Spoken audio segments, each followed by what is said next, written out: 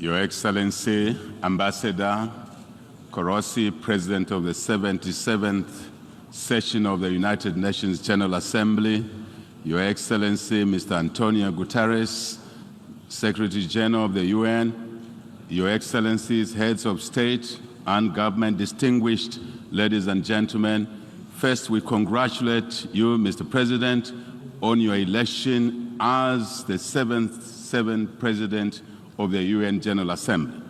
With your vast experience, we're confident that you will successfully provide the required leadership during your tenure as President of the General Assembly. We pay tribute, of course, in the same manner to Mr. Abdallah Shahid for his unwavering dedication and good stewardship during the 76th session of the General Assembly.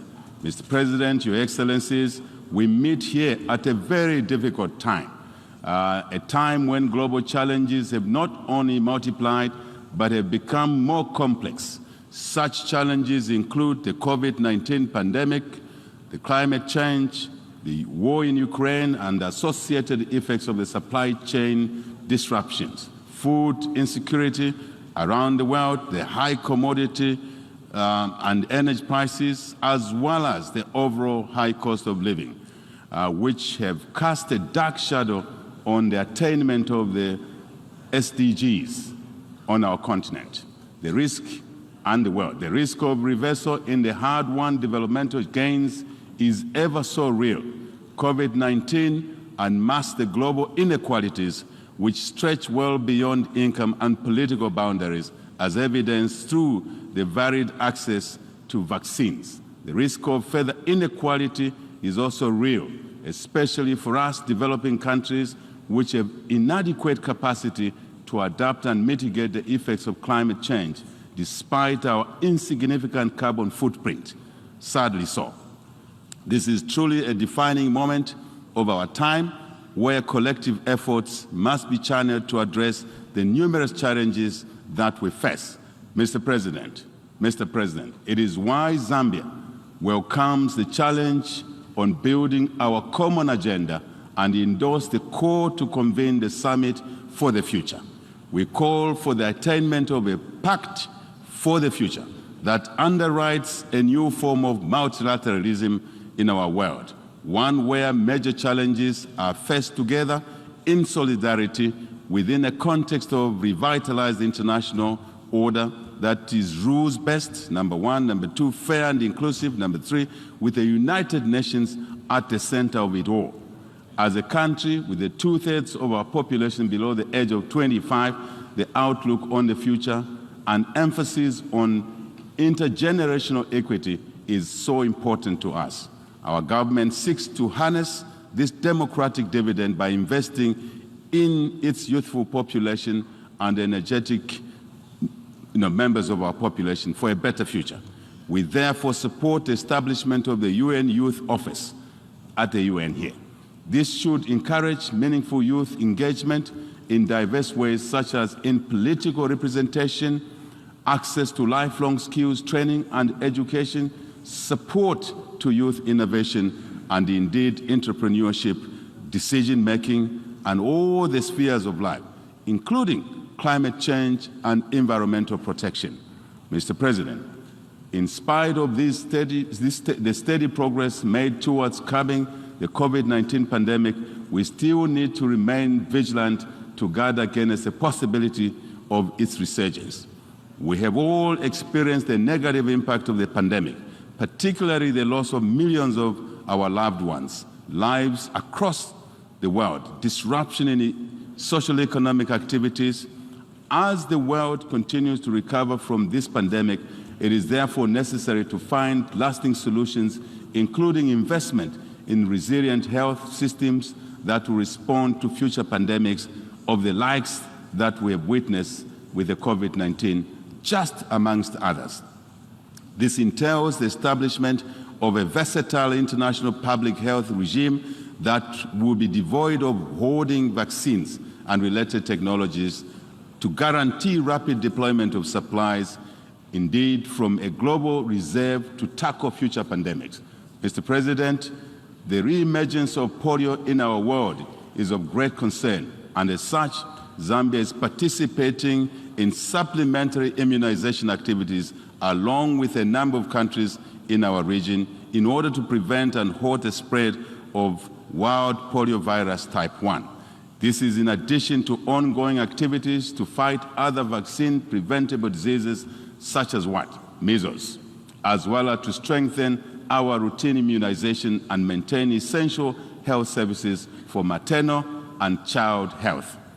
As the Globe Cholera Control Champion, and many thanks to the WHO who gave us this opportunity to serve in this role, our fight against cholera must continue with vigor, relentlessly with vigor.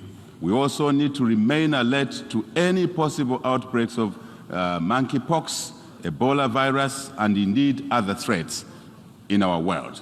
The international community must work together to address the growing threat to environmental, human, and animal health resulting from antimicrobial resistance, commonly referred to as drug resistance. Drug resistance, bacterial infections to bacterial infections continue to cause millions of deaths where, for example, in particular, sub-Saharan Africa has the greatest burden of resistance bacterial infections, accounting for a greater proportion of deaths in our regions. This calls for greater control systems in access to antimicrobial medicines for both human and animal use. I shall now focus on other areas of interest. Economic performance. Mr. President, the Ukraine crisis has hampered the recovery that was slowly taking hold, particularly in the developing world, where large sections of our society remain in extreme poverty and the inequalities widen by the day. With the attainment of the SDGs off track, countries must intensify national consultative processes and stakeholder engagements and renew commitments to poverty reduction, tackle energy poverty, support debt restructuring, and enhance access to concessional finance, very important to our own development agendas in our individual countries. On our part, we hereby indicate this, in this regard, our intention to present our second voluntary national review in July 2023 to highlight Zambia's progress towards sustainable development goals, achievement of. Despite the challenges in the external environment, we are resolved to rebuild the Zambian economy, and this resolve remains strong ever before. Our economic recovery is on track, Mr. President, evidenced by the positive growth indicators and stabilization of key macro variables such as what? Interest rate regime, indeed, exchange rate market stability, inflation, which we have been able to pull down from 25% to well under 9.8% in just 1 year of being in office. Mr. President, Zambia is on a path of growth from the economic contraction that we experienced in the past, which was somewhere in the region of -2%, and to GDP estimated now just under a year to grow at about 3%. When you add -2 and 3% growth, it means we've grown by about 5% in the last 12 months. This is something that has been difficult to achieve, but with a lot of hard work, we've been able to do it. But we want to do more. Effectively, in terms of social economic benefits, our commitment to providing equal opportunities, especially for the young people, has been demonstrated by the introduction of free primary and secondary education, as we believe that education is the best equalizer. Education is the best investment. Education is the best inheritance without doubt. Consistent with our pledge to invest in human capital, we have recruited over 30,000 teachers, 11,000 health workers in 2022 alone. We are decentralizing, Mr. President, our service delivery and have increased the allocation of Constituency Development Fund by over 1,000 percentage points in our first budget in office, just the beginning. Expenditure of these funds at community level is meant to ensure inclusive and sustainable economic growth that will support SME development and employment creation across all our 10 provinces, 156 constituencies in our country. I'm pleased to note that we have reached, in principle, agreement with our creditors under the common framework to restructure the national debt which we inherited, and have effectively concluded an IMF deal based on our more important homegrown economic transformation plan. We say many thanks to the International Monetary Fund, to the World Bank, and basically the UN system and other cooperating partners for your support. Climate change. Mr. President, the adverse effects of climate change have continued to ravage our planet. In addressing the emerging global crisis on climate change, allow me to cite a situation in Zambia where recently one half of our country experienced total crop failure due to extreme drought, and another half of our country experienced floods in one season. This is obviously not normal. Climate change, negative effects. Such extreme weather events are a timely reminder of the grave consequences of climate change. We therefore need robust solutions and cohesion in our approach at the global and regional levels to address effects of climate change, without doubt. As chair of the African Group of Negotiators on Climate Change, Mr. President, Zambia calls for enhanced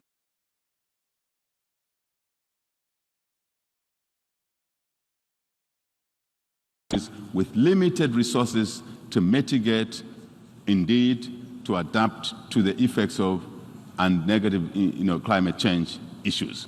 Zambia has mainstreamed the green growth and climate change, proofing it in the current National Development Plan, which has articulated broad policy measures on transitioning Zambia into a climate resilient and inclusive green economy over time. 3, gender. Mr. President, Zambia has continued to build on the efforts of attaining gender equality and inclusivity in various sectors of our society. Based on empirical evidence, women empowerment and poverty alleviation are positively correlated, I must say. It is therefore imperative that we dedicate corresponding efforts to ensure that gender disparities are curtailed at all levels. Mr. President, Zambia, under our national gender policy, has been implementing affirmative action in favor of women and girls to ensure that their full potential is realized not once but all times. Ending child marriage. Mr. President, to complement these measures, Zambia is championing the campaign to end child marriage in Africa and, of course, in the world. In the same vein, we are proud to inform this Assembly that this morning, Zambia, Canada, and other cooperating partners held a side event to galvanize support and review commitment from the international community towards ending child early forced marriages. With the assurances made during this event, we are hopeful that we shall be able to achieve the Sustainable Development Goal of Gender Equality, Target 5.3 in our programming that aims at eliminating this harmful practice, without doubt. International peace, security, and stability. Mr. President, the world at large has grappled with growing instability and insecurity within the last year, and the effects have been felt by millions of people around the world as lives and indeed livelihoods have been lost across the world. Zambia believes that without peace and stability, our joint developmental efforts are in vain, totally in vain. As such, we are committed to remain strong advocates of peace and stability in Southern Africa and the entire African continent and the world over. Our guiding principle is that instability, Mr. President, anywhere is instability everywhere. This reminds us that ending war and conflict is not only the responsibility of those that are directly involved in the conflict, but it's a shared obligation of every global citizen and indeed every nation. I mean all of us without exception, Mr. President. We cannot afford to allow instability to derail our programs, noble programs to better the lives of our people. We therefore take this matter seriously and shall continue to actively participate in efforts to restore peace in all the troubled regions of our global village. As the incoming chair of the SADC organ on politics, defense, security cooperation, Zambia prioritized the restoration of peace and stability in our own country, to start with, and the region. As it is said, Mr. President, charity begins at home. At the continental level, Zambia remains engaged and committed to the efforts of the African Union, the United Nations in promoting peace in various conflict areas around our global world, our global community. Going forward, our UN system should, we argue, Mr. President, tilt more efforts towards prevention of conflicts, which is more cost-effective and palatable, I shall say. Zambia, as a signatory to various disarmament treaties and conventions, remains committed to promoting global peace and security. Mr. President, Zambia joins other governments in expressing particular concern about the ongoing war in Ukraine. As we stand with all those affected, both inside Ukraine and in the neighboring countries, we also take this opportunity to stress the far-reaching negative consequences of this war, particularly on the prices of food across the world, fuel, fertilizer, and other key commodities. War in any part of the world, Mr. President, has a damaging effect on economic activity, which derails our collective fight against poverty and hunger. Mr. President, a few months of war can erase decades of progress. I shall repeat this. A few months of war can erase decades of progress. And I think we need to take note of this. We therefore categorically condemn war anyway, and we continue to urge all parties involved to pursue diplomatic solutions to conflict resolution. On let me repeat, our UN, and I want to emphasize this, our UN should continue with its peace efforts in this particular conflict, and your efforts, Mr. President, our collective efforts, are well recognized, and thank you for that. UN reforms.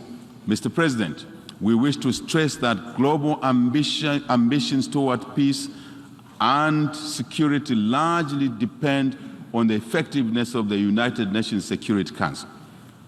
The inadequacies of the current structure of the Security Council, however, have become increasingly pronounced with ceding of decision-making on matters of global peace and security to the General Assembly that otherwise would have been its preserve. That's a preserve of the Security Council. But this burden is now pushed to the General Assembly. I think this is not correct. This brings to the fore the need for the long overdue reforms of the UN Security Council. We appreciate the call from President Biden for greater inclusivity in the Security Council. We therefore continue to advance the African common position as espoused in the Esselwyn Consensus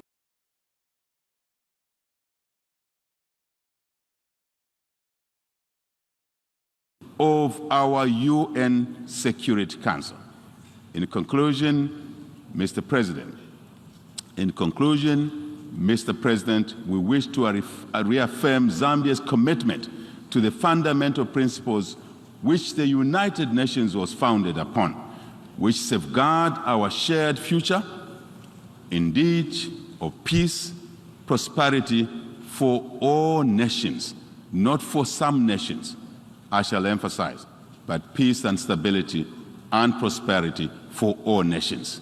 Mr. President, I thank you for your kind attention. On behalf of the Assembly, I wish to thank the President of the Republic of Zambia for the statement just made, and I request protocol to escort His Excellency.